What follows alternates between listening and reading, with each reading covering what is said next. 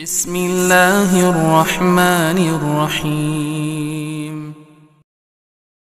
Ya Ustadz, selanjutnya bagaimana sikap kami Ustadz sebagai seorang penuntut ilmu, alhamdulillah, menyikapi perbedaan-perbedaan pendapat di antara para asatizah yang kami mengetahui ya mereka asatizah itu adalah salafiyin dan dengan itu banyak pandangan-pandangan miring terhadap asatizah di kalangan tulab itu sendiri dan ini pun akhirnya menyebabkan para tulab saling meninggalkan sama mereka. Nah ini Ustadz, bagaimana Ustadz? Ya banyaknya terjadi hal itu di tengah para penuntut ilmu. Sebabnya itu satu saja. Sebabnya tidak punya taksil ilmi yang benar. Sebab kalau dia tahu cara menuntut ilmu, cara belajar, itu tidak akan bermasalah hal yang seperti itu. Dia tahu ilmu yang dia pelajari itu apa. Apa yang harus dia tuntut. Ketika dia ada guru yang mengajarinya, dan dia salafi, dia bisa mengambil ilmu itu di kadar itu. Tapi memang ada hal-hal tertentu, kesalahan-kesalahan pada sebagian orang. Penuntut ilmu baru itu kadang nggak peka, nggak ngerti itu. Iya. Karena itu saya nasihatkan secara umum, kalau dapat seorang guru salafi di atas manhaj salaf, dia tidak suka bicara-bicara tentang pemerintah, dia tidak suka masuk ke dalam politik, bukan orang yang gemar bergaul dengan ahlul bidah, itu nggak ada masalah, belajar dari ini. Tapi kalau ada bicara masuk dari pembicaraan di sudut politik, senang bicara terkait dengan pemerintah, ikut di urusan-urusan, bukan urusannya, ini hal-hal alamat tidak bagus untuk penuntut ilmu.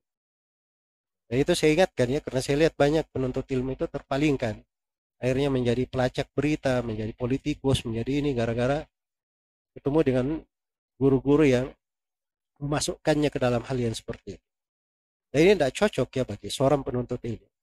Ini dari fitnah di masa sekarang.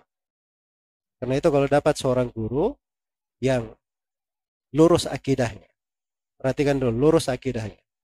Lurusan akidah itu harus dilihat pada gurunya sendiri.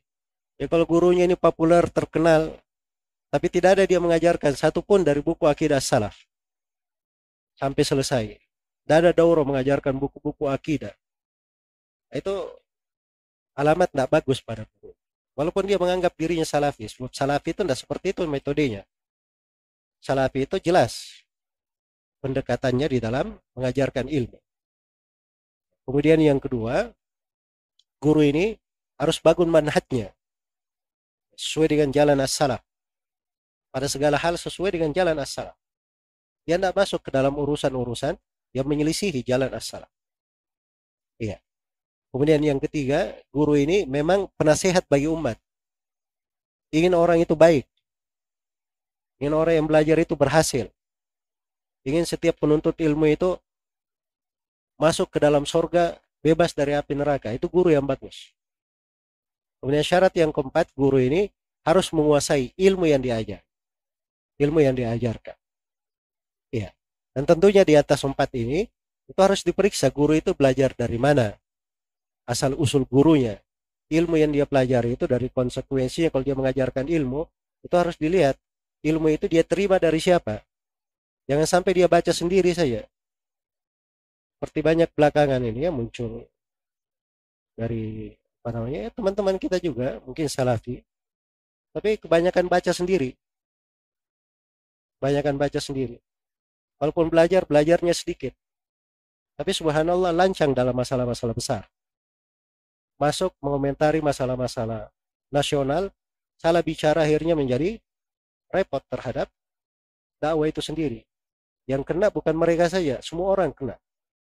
Disebabkan karena hal tersebut. Nah hal-hal yang seperti ini untuk penuntut ilmu baru tidak bisa mereka bedakan. Karena itu saya bilang tadi kalau seorang penuntut ilmu itu tahu taksil ilmi, cara belajar yang benar, maka dia tidak akan pusing dengan hal itu. Dia ngerti kalau belajar, gini caranya belajar. Mulai dari kitab ini, belajar dari buku ini. Dia tahu cara belajarnya. Tapi kalau dia belajar, dia tidak mengerti apa yang dia akan pelajari, nah itu artinya dia belum siap menjadi seorang penuntut ilmu. Seorang penuntut ilmu itu dia tahu apa yang akan dia pelajari. Ya. Nah itu saya sudah pernah bahas ya di berbagai pertemuan. Dan kalau penanya ingin lebih serius lagi, terus saya ada pelajaran tentang Al-Manzum Al-Mimiyah karya Al-Hafidh Al-Hakami, dan saya uraikan di situ urutan-urutan buku-buku yang dipelajari untuk seorang penuntut ilmu. Dan kita ada program kuliah Mafatih Al-Ilm, itu berisi 25 kitab, itu kitab-kitab dasar yang ada kaitannya dengan kewajiban atau hal yang dasar untuk seorang penuntut ilmu. Itu cocok untuk dipelajari. Kalau sudah ada taksil ilmi, apa yang mau dia pelajari, maka enak dia belajar. Sisa dia cari guru, dia hatamkan buku itu, dia baca buku itu, dia pahami, maka insya Allah Ta'ala akan baik nanti hasilnya. Nah, itu yang bisa dia pakai beribadah selama dia hidup. Jadi bekal dia beramal. Sudah ada pondasinya, dia bisa baca buku-buku yang lain. Naik lagi ke tingkatan berikutnya, tingkatan berikutnya, tingkatan berikutnya. Ada tingkatan dasar, ada tingkatan menengah, ada tingkatan atas, ada tingkatan di atasnya lagi. Itu semuanya ada buku-bukunya tersendiri yang harus dipelajari dari guru. Semoga Allah memberi taufik kepada semuanya.